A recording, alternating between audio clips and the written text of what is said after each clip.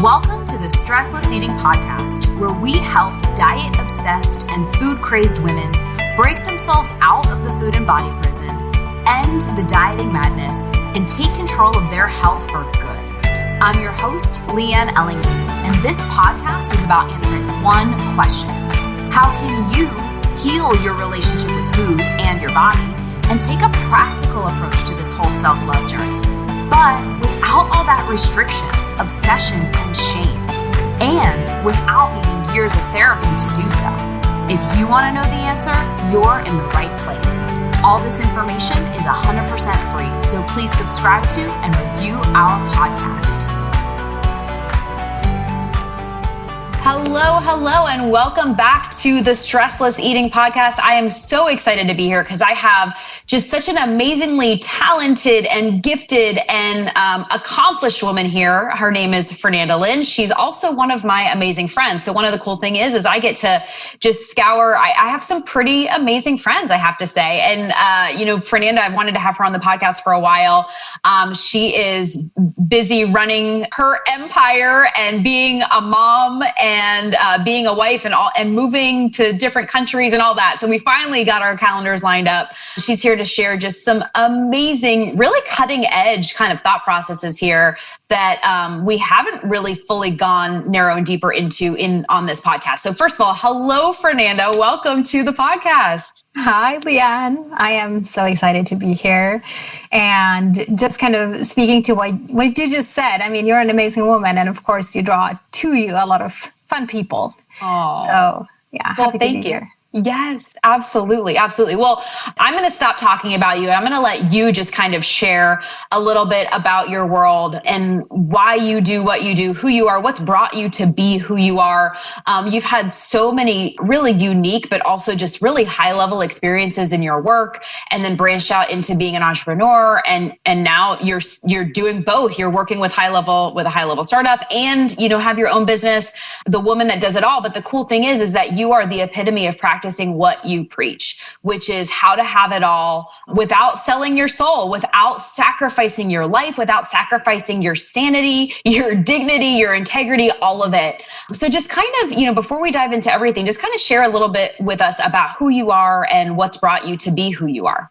Absolutely, Leanne. So this is always a kind of like a hard question, like what brought me to where I am today? But I guess what I do today is we help high-powered women on how to avoid burning out, avoid sacrificing themselves in the pursuit of greatness or success. And we show them how to have it all, like how to balance it all, how to balance super big, ambitious professional goals with your personal life.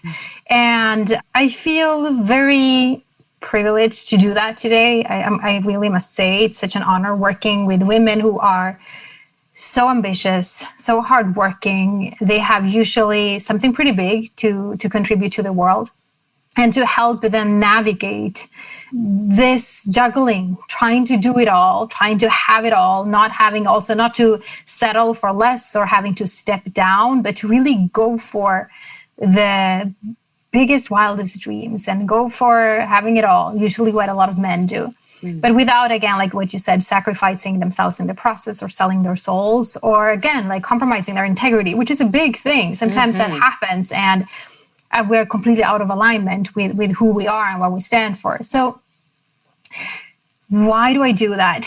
So the short answer is I do have a kind of an interesting background, I would say. I started my career as a professional dancer. I worked as a high-level professional dancer for many, many years in a very competitive environment, a place where you have to compete on a daily basis. It's really, really a place where you are judged all day long. You have to be at your best. You have to be mentally strong. You have to be resilient. You have to know how to take care of yourself. So it's like balancing the pursuit of greatness with your body and your mind at the same time. And after over a decade in the dancing world, or in the art world, I would say it's a very artistic pursuit. I had kids, and I decided to step into the world of finance. So I studied really, really hard and started working in the financial industry. So managing a $1 billion portfolio, and again, like working in a really high stakes environment. And again, working in an environment that is highly competitive with people who are very ambitious, sometimes also ruthless, and also being caught up in the whole corporate world where you have to perform, you have to please others, you have to sometimes overwork, over deliver, kind of sell your soul in the process sometimes. And I got to a point where I would say that my own struggles with self-doubt, imposter syndrome, like all of these things that we face when we're kind of in super high stakes or challenging environments. And I think especially women in the corporate world kind of brought me deeper into the world of neuroscience and mindfulness, something that I actually had started with many years ago. My mom, being a psychiatrist, introduced me to mindfulness when I was, I think, 17 or something like that. So that kind of came together when I felt like I was at my lowest point. And it allowed me to not only rewire my brain at a really deep level, it allowed me to really move myself forward, overcoming my limitations, and got me to a place where I also founded my company, which we are now running. We have a team alongside all the other things, and balancing it all without burning out, and really kind of living that life of having it all, and being so grateful that I get to pass on all the wisdom and all the mistakes and all the teachings to our clients today. I love that. And it's so cool to because a lot of what made you design what you share was, you experiencing it yourself and needing to be in alignment with who you are. And I feel like not that you can't be a teacher of something that you don't live, but I just feel like it's a lot more impactful and powerful, and you as a teacher and a guide. So let's get into it.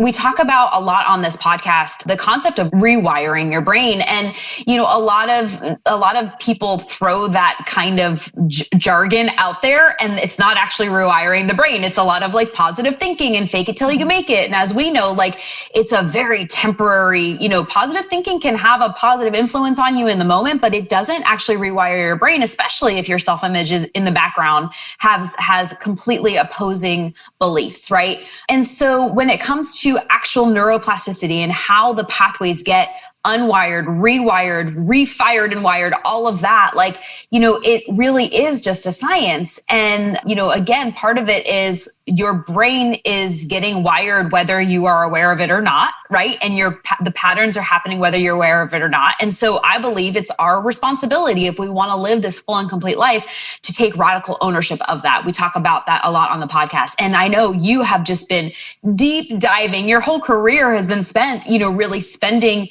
that time researching and living and figuring out how to systematize your version of neuroplasticity and rewiring the brain and all that. So would you just kind of speak into that and just kind of share, maybe that kind of are you smarter than a fifth grader version of the science behind it all for those that might not really even know about neuroplasticity, but kind of share your take on the whole rewiring of the brain process? Yeah, I would love to. I love geeking out on this. So yes. First of all, Leanne, because you just spoke to something that is very important to just kind of anchor into hardwiring and for everyone who's listening, because neuroplasticity or changing your brain happens all the time, which is true. But also it can be, again, like unconscious and takes you down a route that maybe you do not want to be taken to, like when you start self-sabotaging or becoming someone you don't like. But rewiring the brain, it's a very conscious process, meaning that it's something that you have to put your full attention to. And it's not easy. And I really mean that, because sometimes just what you said, like this positive thinking world and all of that, it just sounds so fluffy and so easy. I just have to repeat to myself all day long, I am thin, and then it's going to happen. And absolutely not going to happen. No, not even close. Not even close. Exactly like that. And it just, or especially like I am wealthy, I am rich, and then like millions are going to start raining down. And it's so bullshit. And it really pisses me off. And I think it's so important for people to understand that this process takes work. And it takes intention. And I love what you just said, that is your responsibility to take that work on. And I think this is really what, again, kind of distinguishes people who it's like, oh, okay, I want to be better. I want to do better. Okay, I need to take that radical ownership and put in the time and the effort to rewire my brain. Again, it's not going to happen by itself in the right direction. So yes, it happens on itself, but usually the primitive part of the brain takes you down a path that usually we don't like. It's about being safe, being comfortable, probably self-sabotaging, self-soothing, looking for relief or just some kind of release. So if I just, from this kind of foundation, because I just, again, want to anchor that in, that it's no quick fix. It's not something that is just magically going to happen. It takes mental effort. I see it as going to the gym, like mental gym. You need to exercise and train your brain, like mental hygiene. Like every day you brush your teeth, you should also do like mental routines and start applying the practices to change your brain. In a nutshell, rewiring your brain, and again, it can sound very simple, and it is very simple. It all comes down to the word attention. I like to see it as that. Like if we understand what attention means, and if we understand that attention is our most valuable asset, then it's kind of easy to understand what neuroplasticity implies or what it actually truly means. So again, like what we put attention to grows. And that happens in the brain as well. And we can see that with studies. Like when we put attention into learning new things, that area, that gray mass, that area of the brain enlarges and gets bigger. And we can actually see that where attention goes, again, where attention flows, that area becomes bigger and grows, kind of to accommodate that. And it's exactly that. So if our attention is constantly on kind of perpetuating who we are being, our old selves, and the beliefs that, like you spoke about beliefs, like the beliefs that we hold about ourselves, the beliefs that we hold about the world, like all of these kind of unconscious beliefs and thinking patterns, this mental construct. If we're constantly innocently putting our attention to those thoughts, those beliefs, we are again like hardwiring in those neural pathways in the brain. Yeah. And again, to disentangle that, we need to consciously put our attention on a new way of being. Yeah, essentially this. Yeah. And that's hard because the brain is lazy in the sense that the brain wants to be efficient and just go back to what it knows and what's familiar. And that can be detrimental because it goes back into staying safe, playing small, self-sabotaging, overeating, overdrinking, over-shopping, like all of these patterns that keep us stuck, they hold us back, keep us playing small. Yeah. And again, to overcome ourselves, which essentially is what has to happen, it's coming back to that. If we're consciously putting our attention on new ways of being, new ways of thinking, creating new emotional responses, and also integrating that whole kind of mental process into our physiology, into our bodies, into our nervous system, then we're really talking about a full rewiring and integration, both the intellectual aspect, which usually we can grasp, but also like the response in our bodies. And that's really cool because this is what I call like the three phases of neuroplasticity. The first one is that phase of awareness. We can start seeing that I'm putting a lot of attention on these sabotaging patterns. Like my brain goes there. That's what I'm recreating. The middle phase of the whole process is, again, like being able to emotionally and in our bodies, this embodiment process, to integrate that. And the last phase, which is the phase that everyone loves, so it's the fun part and the kind of manifestation part, where we can shift then our attention. So again, coming back to the word attention, we can shift that and redirect our attention with intention to what we want to create instead for ourselves. And when we are at that stage, that is mastery. That is when we start, again, like creating new things rapidly. We can create our new reality. We reinvent ourselves, or actually we kind of become maybe who we truly have been all this time, just tapping into that, finding ourselves again, which is really fun and cool.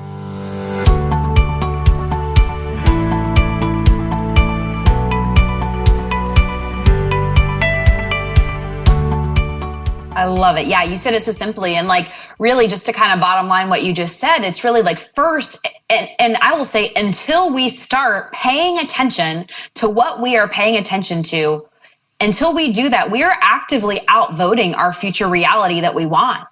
We've got to start paying attention to what we're paying attention to. And I love that you break it down into those 3 steps. And so for you, I want to talk about beliefs because this is a big one. But honestly, just like what you just said, the first belief really needs to be, because if you have a belief that like, oh, this is just the way I am, this is just who I am, this is just how it'll always be, this is just how I'm going to be the rest of my life, that belief will keep you from taking on anything that we're even talking about. And everything we're talking about is kind of useless at this point, right? So the first belief is obviously believing that you have the power to transform at any age, at any stage in your life. I don't care how far gone you are, just knowing that. What are some of the beliefs that because you're working with really, and again, we talk about this on the podcast a lot, that a lot of the food and body and self-image struggles, they don't discriminate. People think like, oh, I'm just so successful and I have this like high level job and, I'm getting paid well and I'm air quotes successful in every area of my life. Like it must be hunky dory, butterflies and roses, but it's not. Like even the most successful women struggle with this stuff that we're talking about. Right. And so that being said, what are some of the beliefs as you're working with women from all over the world? What are the biggest beliefs that you're coming up against that people that are listening should really be on the lookout for? What are you noticing? What are some beliefs that we should all just be aware of? My connection is a little bit wonky, by the way, Leanne, and the listeners. I apologies about that. So the beliefs that what I see mostly, and this is again, like working with so many women and men through the years, I think one of the absolute core beliefs, and you kind of spoke to that, is that this is who I am, so I can't change. There's nothing I can do, and kind of being stuck in that. But then there are a few that are together with that. I think the big one is that the one that kind of triggers down into the deepest, most painful place is that something is deeply wrong with me. And that's why I cannot change. And I think if we kind of go back into that, because that belief, like something is inherently wrong with me, coming back to that deep wound and that belief, and when we hold it, and sometimes I would say, or actually most of the time, people are highly unaware that that's what they carry.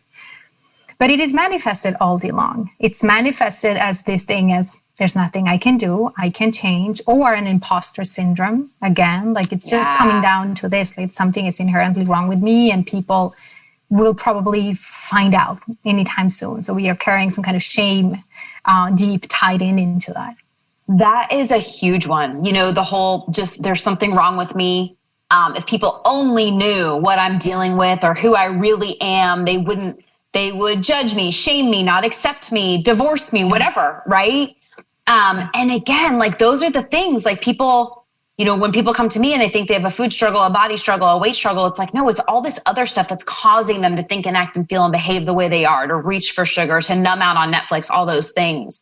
And it doesn't discriminate. Again, like, you're working with really, stereotypically successful women, and at the epitome and the height of their success, they're still feeling that imposter syndrome. And so what are the kind of, I was going to say, like, what are some of the beliefs that they've found, that your clients have found to overcome? And I know it's not as simple as like, oh, just pick up a belief and replace it with a belief. But like a lot of women that are hearing that, they're like, well, what's the alternative to thinking something's wrong with me? What's the alternative to feeling like an imposter all the time? So when we talk about creating this reality that we want, there's obviously a lot that goes in between it, in between what I'm asking and what we just talked about.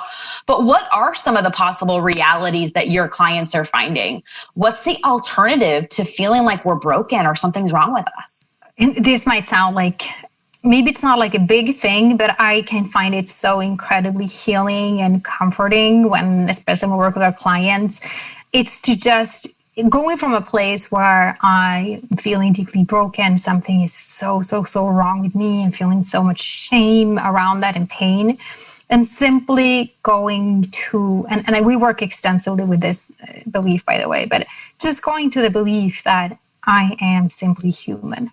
Me, woman, I am human. Yeah. I'm a human being. And it's interesting because I find that, and I remember the same thing for myself, but just kind of stopping and noticing that I am just a human being. It means that I do mistakes, I make mistakes, I do things wrong, all the flaws, all of it. I am human. And that goes not only for me, myself, but also for other people. Yeah. And when we start seeing other people for the same thing, they are human beings. They're human. Yeah. They're not perfect. They're not robots. They walk around with the same fear and insecurities, all the things, like finding this common ground. Yeah. I am human. I am a human being. Yeah. And understanding what that means.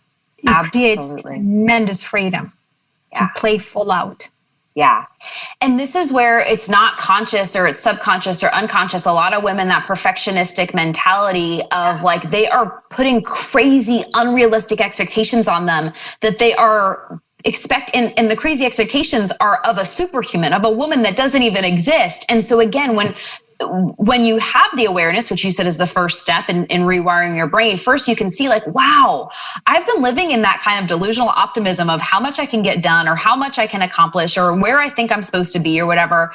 And it brings you back to the reality, you know what I mean, of just being human. And again, like we said, there's a lot that goes in between. Like there's you've got to own that and all that, but like just the freedom that comes alongside it, it also is the antidote to perfectionism, right? Which a lot of women don't even know they're walking around with, or they're using it as a badge of honor. Like, oh, I'm a perfectionist. And like, yes, that's what I want to be. And like, I don't do anything unless it's perfect. And it can really just confine us and strangle us, you know? Yeah. So I know a big part of the work that you do is helping women really have it all without sacrificing their life, without sacrificing their sanity, finding that balance, but also like, you know, not stepping into overwhelm, knowing when they're taking on too much, knowing when they're taking on things that they don't even want to take on, but they think they're supposed to, or they need to, or they should, all of those things. Talk to us a little bit about what you're seeing so that people that are listening can kind of have an awareness of where, like, what are kind of some of the symptoms of that? You know what I mean? And then what's the, obviously it's a process. You said it takes work, it takes commitment. So nobody's going to transform this over a 40-minute podcast interview. But that being said, if you were to just kind of give us a little bit of a general kind of concept of what it looks like to tackle that. Yeah. So you asked about the symptoms and exactly what you were speaking to, like the perfectionism one is a huge problem. And what I say always is that perfectionism is the lowest of standards. Mm-hmm. Really is that. And the moment you're caught up in perfectionism, and again, like just understanding deeply how that is the lowest of standards. Like we're aiming extremely low because it's absolutely unattainable. So it actually allows you to be kind of off the hook. And for a lot of people, that is what keeps them procrastinating, playing small, indulging in overwhelm, indulging in, well, I don't know what to do, where to start. Oh my God, it's too much. And actually, at the end of the day, it drives people to burnout, which is a very serious condition. Yeah. And again, all of those warning signs, I think, especially when we start like not only overworking, over-pleasing, forgetting ourselves in the process, sacrificing our health, sacrificing our families, especially sacrificing our integrity, like all of those are warning signs.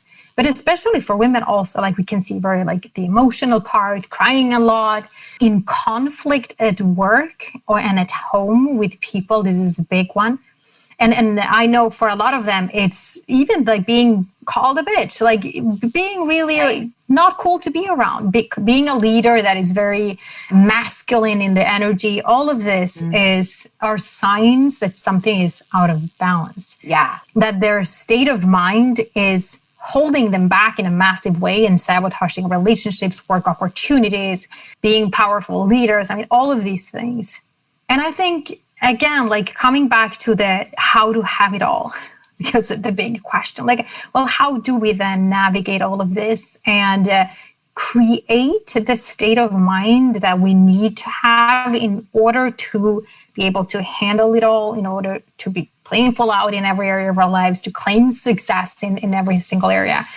And again, it comes down to, I think, rebuilding the identity, first of all, that we need to have in order to perform at that level. Absolutely letting go of the perfectionism, because again, the perfectionism keeps you perpetuating things that are not moving you forward. At the core of all of this, if we rebuild the identity from within of someone who really understands and takes radical ownership of their own well-being, like a radical ownership of how their brain is functioning, you can create a foundation which is so confident, like so freaking confident, and not confident in like an arrogant way, but confident in the sense that I got my own back. I am okay no matter what, being completely detached to the outcome. It allows you to have incredible freedom and power, which means that suddenly you're playing full out in a different way. You are taking bigger risks without being completely like married to the outcome or devastated if things don't go your way. You, again, like when you have power over your state of mind, you can pursue relationships in a beautiful way. You can lead from the highest level. People are usually drawn to you. Yeah. People usually want to collaborate and follow your lead. Yeah. And again, when you created this foundation of deep, deep awareness that comes from the work of awareness and mindfulness and neuroplasticity and neuroscience in the core, really it allows you to know yourself deeply. So you can kind of noticing quickly your patterns right now. Okay, this is overworking. Here's a boundary. Like, nope, this is not who I am. Like constantly remembering, who am I? Yeah. What do I stand for? Like coming back to that core place, that deep seat of consciousness.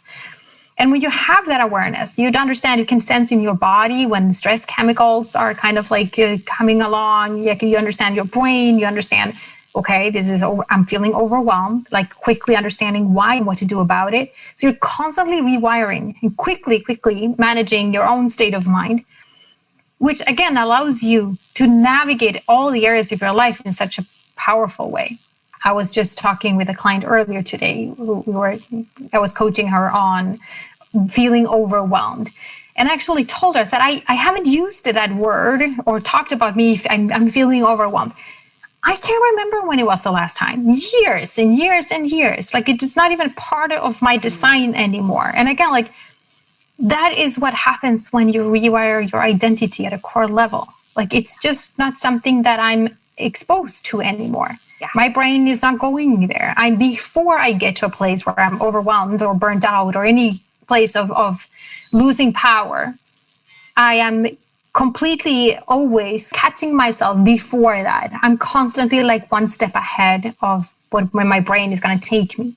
And I think that is the power of rewiring your brain, that it's a living process. Yeah? And having mastered that allows you to really step in fully in all areas of your life and playing life full out, which of course also can be extremely fulfilling. And at the end of the day, I think that's what we all want. Yeah, absolutely. To just like feel so fulfilled at all times.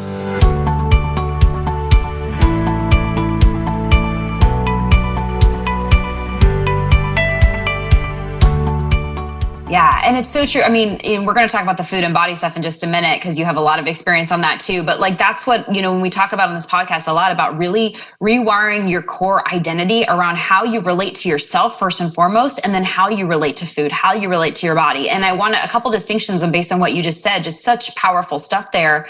The first thing, talking about this newfound sense of confidence when you step into this new identity. And the little like caveat I wanted to put on that, because I know what you mean, because we talk about it all the time. This is the kind of confidence that's not because you lost a certain amount of weight or you're wearing a certain jean size or you're making a certain amount of money. It is this unconditional confidence that you just have. And then that goes and creates a lot of this stuff. That's thing number one. But also you touched on something really important. And I want you to touch on it a little bit more. You talked about overwhelm, or you said burnout was the word you used, being really serious. And I think that's something that we discount, especially here in America. I know that you live between Barcelona and Sweden. But it's one of those things but I think it's really becoming a Western thing in general. This whole burnout thing, again, it's like a badge of honor, or we say it just kind of like in passing, like, oh, I'm so burnt out. But like there are serious repercussions mentally, physically, emotionally, neurologically, all of that to living, not just the passing through burnout, but also a lot of people nowadays are just living in a state of burnout. And I love how you said it like that. You're like, no, burnout is serious. Can you just kind of speak to that for a minute? And I'm so glad you caught that and brought that up. This is, and it really, really is important to speak to this. I read, I think it was in the Financial Times the other day, talking about the rate of burnout in women, and it's in the corporate world. It's insane. Mm-hmm. It's so high, it's scary. And they were talking about burnout from like the medical, diagnosis.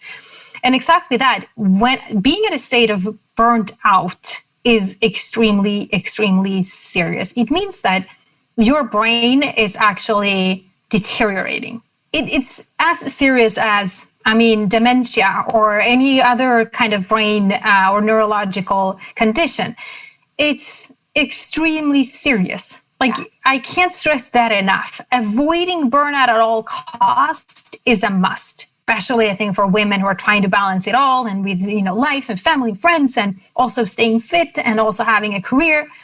When we are in a state of burnout, again, your brain has deteriorated so much that you cannot think clearly.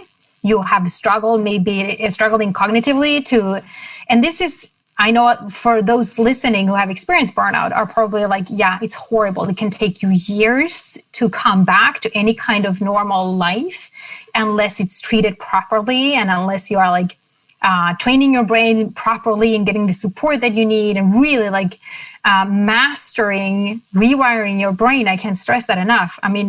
Mindfulness and neuroplasticity when it comes to burnout is essential.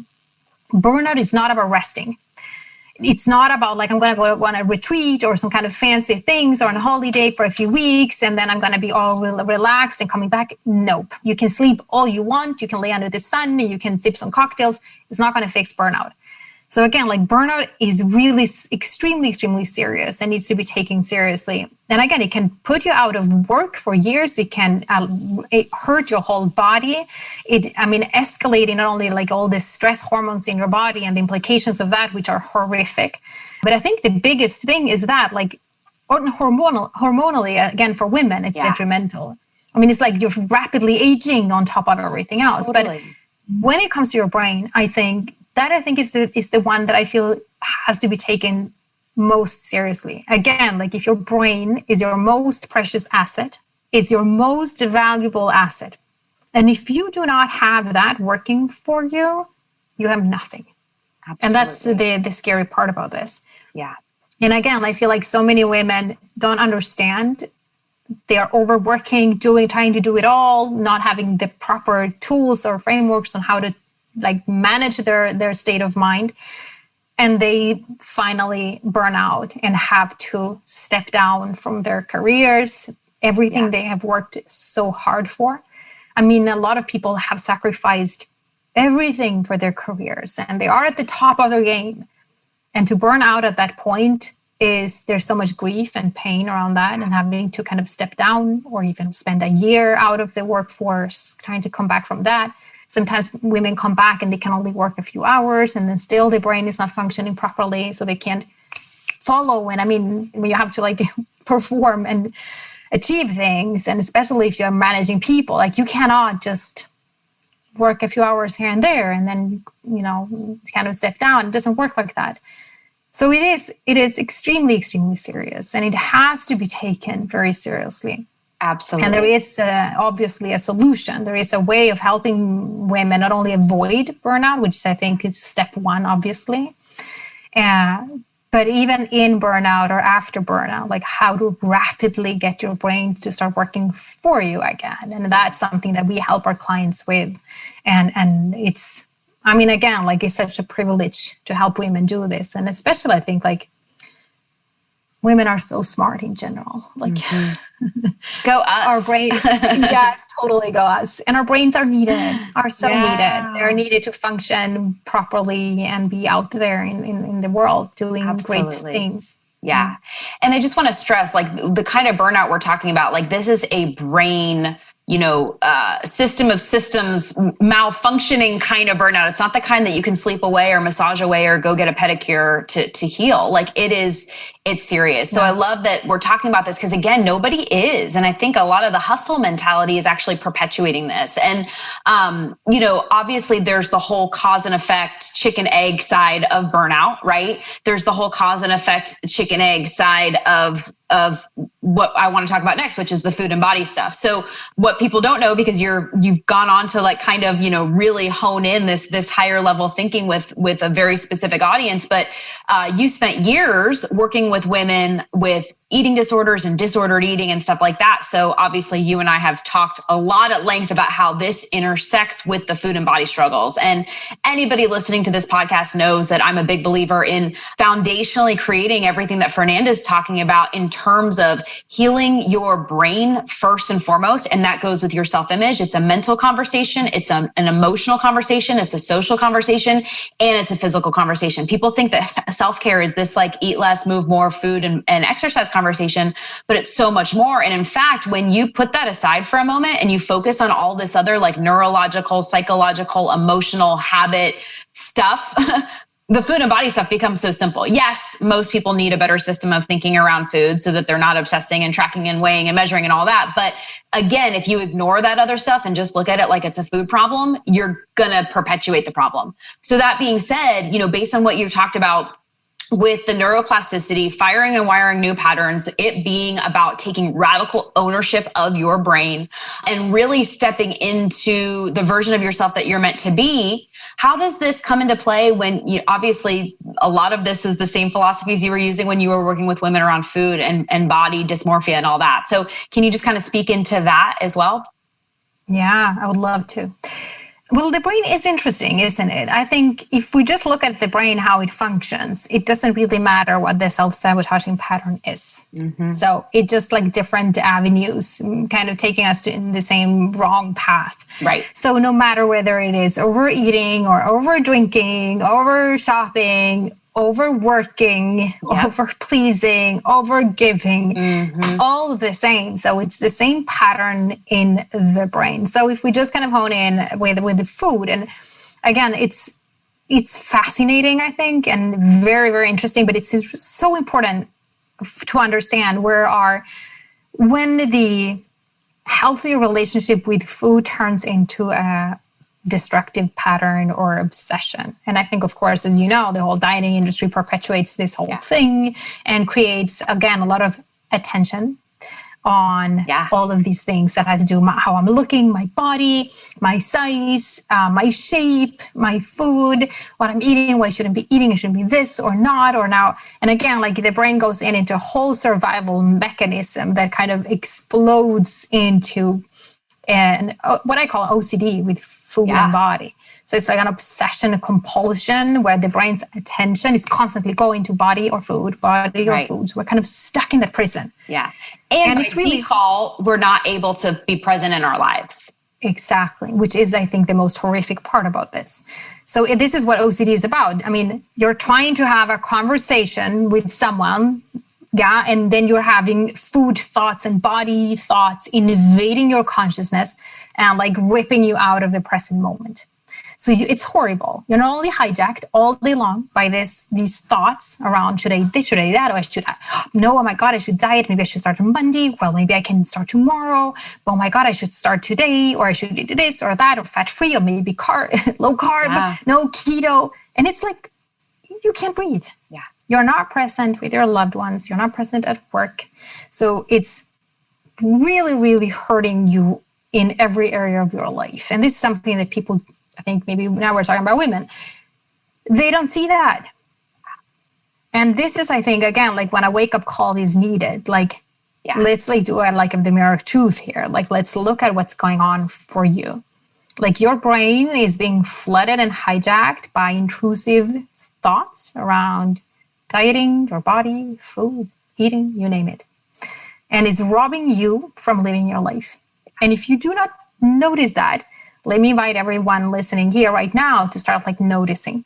Yeah. When you are in work meetings, when you are driving, when you're with friends, when you're with family, when you are with your partner, are you fully present, or are you being hijacked by all these body, food thoughts? Yeah. And it's scary when we start noticing. It's absolutely horrific when we notice that I'm not living my life. I'm not driving this car. Like I'm not here. Someone else is driving the car. I'm just completely immersed and putting my attention on all of these thoughts around food, my body. And again, this is kind of tying back into the beginning of this conversation, Leanne, what you said. Like, I think you said something in the words of, it's everyone's responsibility, kind of to ensure that we are what's going on inside of our minds. And it really ties into this. Like, okay, you can check out and not take responsibility and be like, I'm going to live somewhere else in the land of food and dieting and body stuff and be immersed in that and not be present in your life, be robbed from your life. Or you can take absolute radical responsibility of that and be like, nope, like I want to be present in my life. I want to be driving this car. I want to be, being the one who's steering my life in the direction that I wanted to go. And I want to take full ownership of that. And if that's you, it's like, okay, like raise your hand and step forward. Yeah. And it's time to do something about that. And I think, again, if you're like, well, it's not that bad. I'm not thinking so much about food or dieting or body stuff. I mean, probably if you're listening to this podcast, I would say like, no, that is you we're talking about. And again, like it's a powerful exercise to do, to just like notice how much time of my day am I caught up in that kind of thinking. Yeah. And it's scary. You're probably going to notice that it's like, maybe it's like 90% of your waking life. So it's that worth it. Yeah. Like you're not living your life. Yeah. And I think, again, like for me, when I noticed that was like just not acceptable. Like that's not how I want to live my life. Yeah. I want to channel my mental energy to do freaking awesome things in this world, not to be consumed or hijacked in these thoughts. Yeah.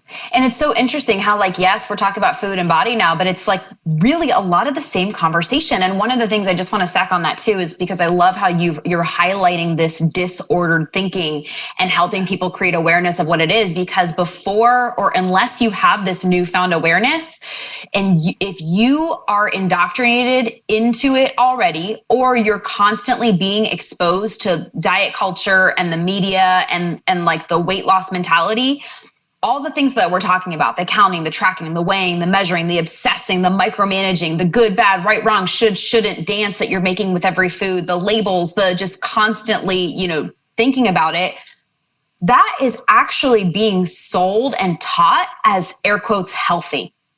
And it is the opposite of health. And so even just having that awareness of like, wait a minute, what I'm being taught is healthy. People think like, oh, I need to just get healthy. Okay, let me go obsess and track and count and measure. It's like, no, what if you have been bamboozled into thinking that that's healthy, and you just need the awareness and to draw attention to how much you're doing that and realize like that is super unhealthy. And I love that you're just kind of pointing it out what it is, and it doesn't discriminate. So such a great conversation. We're going to have you back. Tell everybody where they can find you. You have your amazing Wired to Win podcast.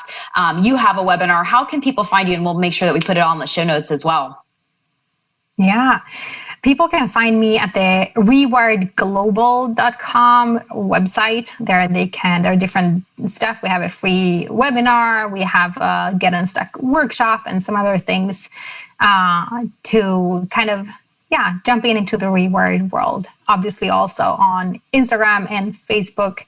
Pretty easy to find me, I think. Rewired Global everywhere, or Fernanda at Rewired Global as well. So super easy. Awesome. Rewiredglobal.com. We'll put that in the show notes so people can find you, find your podcast, find your webinar, all of that good stuff. And we're going to definitely have you back. So thank you so much for just spending your time coming to us straight from Sweden. From Barcelona. Oh, you're in Barcelona. Just kidding. I'm like, I'm going to need you to I know. To your calendar to keep track of where you are in the world. But we are just so grateful to have your wisdom, and thanks for shining the light on a really big problem and challenge and showing us that we don't have to stay stuck. Yeah. Thank you so much, Leanne, for having me. Love talking with you. Absolutely. All right, ladies, signing off for today's episode, and we will see you next time. Thanks for tuning in to today's show. If you like what you heard and you're interested in breaking out of your own food, body, and diet prison, here's what I want you to do next. Head on over to stresslesseating.com. That's stresslesseating.com and sign up to watch the Stressless Eating webinar, where I'll walk you through the exact 5-step game plan my female clients use to conquer emotional eating, self-sabotage, and finally heal themselves from the restrictive all-or-nothing diet mentality for good, but without obsessing or spending years in therapy to address it. I've laid it all out for you there in 5 easy steps. Remember, healing your relationship with food and your body does not happen by itself. You need expert guidance to make it happen, and we've helped clients all over the world take back their power from the food and find true and lasting freedom, while enjoying life and warm chocolate chip cookies along the way. To see if we can help you do the same, head on over to stresslesseating.com. I'm Leanne Ellington, and I'll see you next time.